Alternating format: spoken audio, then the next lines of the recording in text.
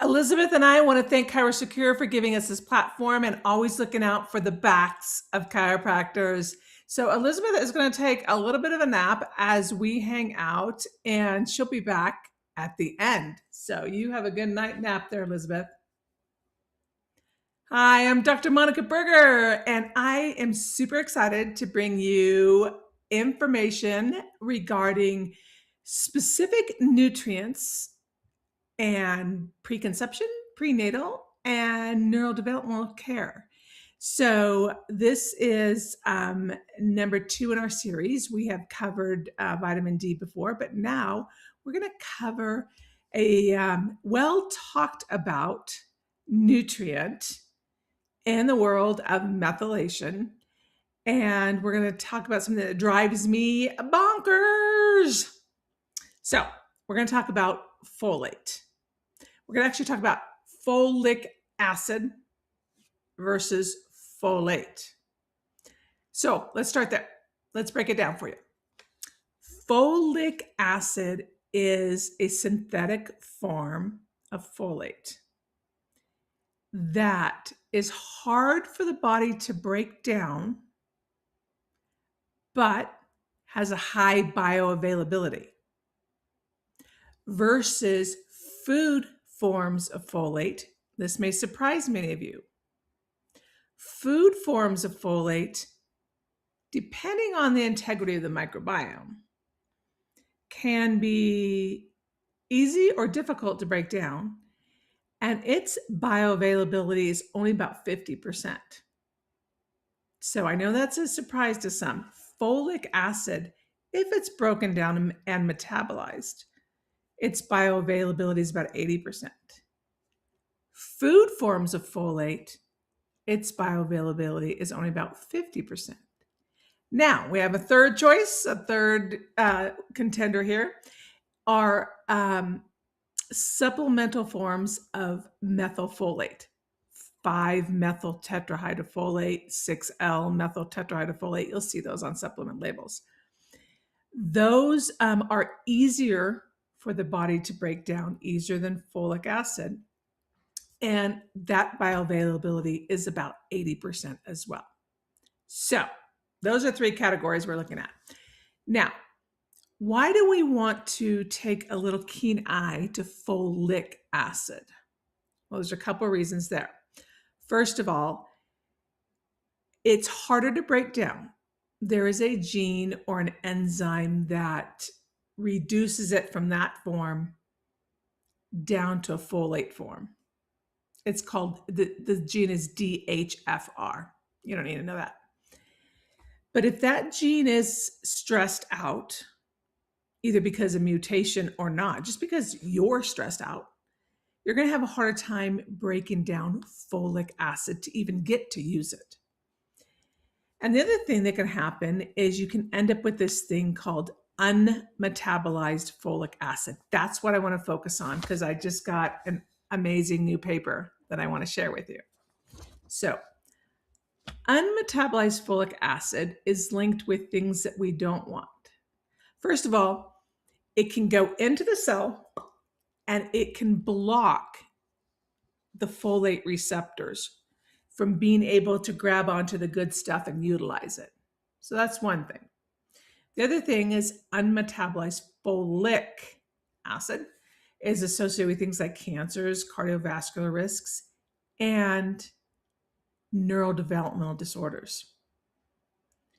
Neurological neurogenesis and basically nervous system development in the during fetal development. So it's important to understand that folic acid can clog the system, stay in the body, called unmetabolized, and that can lead to health consequences and neurodevelopment consequences that we don't want. The other thing that folic acid can do is it can hide, it can disguise a vitamin B12 deficiency. So when we're talking about folate, we're talking about the vitamin B9. It can disguise if we use folic acid, and it stays unmetabolized, it can disguise a B12 deficiency. And why is that important? Because B12 is needed to break down this thing called homocysteine. And if that stays too high, it can lead to miscarriages. Okay, so I know that was a lot to take in, but we've kind of laid the foundation of why I want to have this conversation. Because so many times I've worked with patients, and I hear it all the time, especially if a woman has a hard time conceiving or has had a history of miscarriages or what have you, is they get tested for what we call MTHFR mutation. And there's various forms of the mutation. You need to understand what they all mean. But what happens, unfortunately, is women get thrown, anybody that has that mutation, they get thrown on to extra B9 supplementation, whether it be folic acid or the more active form of folate. And that's not necessarily the good answer, because either form, folic acid or folate, basically B9, it's like a U-shaped curve. Too little is not good. Too much is not good. Either end of the spectrum can act as a gene mutation. It can what is called hypomethylate. It leads to decreased methylation. And when cells are forming, every gene in the body needs to be methylated in order to work properly. So either end of that spectrum, if people are just thrown excessive amounts of folate, the good form, or folic acid, the not so great form, it can lead to altered methylation. Okay. And unfortunately, people don't understand the nuances of methylation biochemistry, and they just throw them. They test them and they throw out them extra folate. Not necessarily what you want.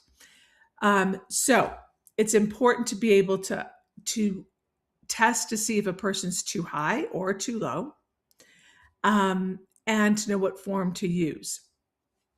So this paper that just came out looked at prenatal vitamins, and specifically prenatal vitamins that had folic acid in it versus prenatal vitamins with folate. And what they found was those individuals, it was a mom-dad duo that they tested. Those taking a prenatal with the folic acid had 31% of unmetabolized folic acid in the system. Okay. Those taking the form of folate had only 7% in their system. So that's incredibly important to understand. It's thought that in the United States, about 35% of individuals are taking a folic acid supplement. About 95% of individuals in the United States have been tested too high in the unmetabolized form of folic acid. And in Canada, that number is about 95% tested high for unmetabolized folic acid, 97% of pregnant women. Now, mind you, this is related to neurodevelopmental consequences, especially things like autism. And even in a study in Canada, they found 40% of adults were high in what we call red blood cell or RBC folate. So it's either form that can cause the disruption in neurodevelopment. Now, a couple populations I want you to be mindful of. The pregnant population. Many women are told to take extra folic acid for supplementation for neural tube defects. Too much can be detrimental. The other population I want you to be mindful of are those with autoimmune disorders, which are rapidly rising in the United States, because many of those individuals are on a prescription called methotrexate. A lot of M words, huh? And that methotrexate drives down B9. And they are often told to supplement with folic acid. So, your takeaways. I know that was a lot. Your takeaways. If you're working in the preconception prenatal care, do a deep dive history. Do they have a history of taking folic acid? Were they ever prescribed it or taken it over the counter? Look at their prenatal supplement or their daily vitamin supplement. What form is in there? And let's switch to the methylated form. Teach them about diet. Much of the folic acid in the United States comes from food, from our food sources, from processed foods, because they started putting this in folic acid in processed foods for prevention of neural tube defects, I think back in the 70s. So we can be getting an abundance of it through our diet.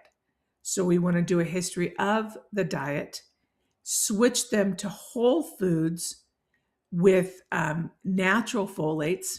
Again, only about 50% of that is metabolically available. But it's working from preconception through prenatal, through postnatal period on how to best tailor a lifestyle from diets, supplements, etc., in order to have that good balance. Not too little, not too much. You can test their blood levels if you're seeing excessive amounts of folate or folic acid in the blood or in the red blood cells. So lots to percolate on that story that I just gave you, but a necessary need to know, because we're seeing more and more neurodevelopmental challenges associated with too much of either of these substrates. And the other thing I see is the issue with tongue tie. More and more kids, the number of kids with tongue tie, and they're throwing that into the same ball of wax with methylation and MTHFR and low folate. So people using excess folate. Folate status and ankylosing really, that's kind of a myth of a story, but we can talk about that another time. So lots to percolate on that. If you want to know more about neurodevelopmental challenges, what to look for, how to support preconception, prenatal period, how to look at motor milestones that can be affected from poor nutrition, then I need you to scroll down now, join our 6 pillars of neurodevelopment, and you will get everything you need to know to optimize the health of mom, baby, dyad, and a future generation. So don't be left out. Go down and get that right now. And once again, Elizabeth and I want to thank ChiroSecure for giving us this platform and for really being in the trenches with us and helping us spread the word about kiddos and chiropractic. Until next month, you have an amazing rest of May.